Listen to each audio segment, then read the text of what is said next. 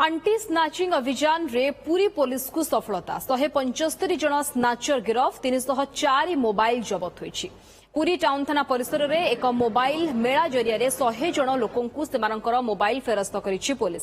चलित रथयात्रा समय रे एसपी नेतृत्व क्रमे जिल्लार समस्त पुलिस थाना साइबर पुलिस द्वारा थानार समन्वित प्रयास रे एक स्वतंत्र आंटी स्नाचिंग टीम गठन करा जायतिला।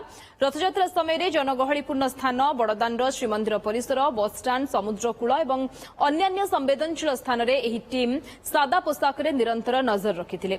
एथिरे 175 जन स्नाचर को गिरफ करिवारे पुलिस सफल होईछि।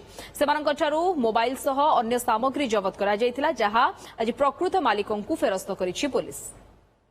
सुना बेसरे ठाकुर दर्शन बेले ब्याग रु आर वर्ष गला गत वर्ष ना आशा नथिला ना भगवान जगन्नाथ दयारु बहुत कष्ट मिला।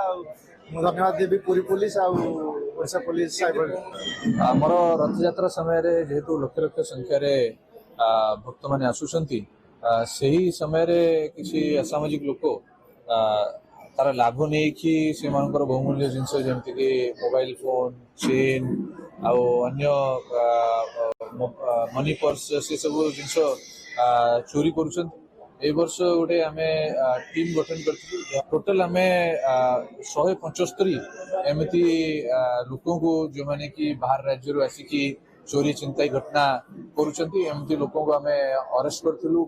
जिते भी जो ओनर अच्छा से कंटेक्ट करा जाउछि हम तरफ आज आम 100 जन जो ओनर्स अच्छा से कंटेक्ट करी प्रथम पर्यायर डाकिकी से मोबाइल फोन हस्तांतर करने गोटे कार्यक्रम रखिलु।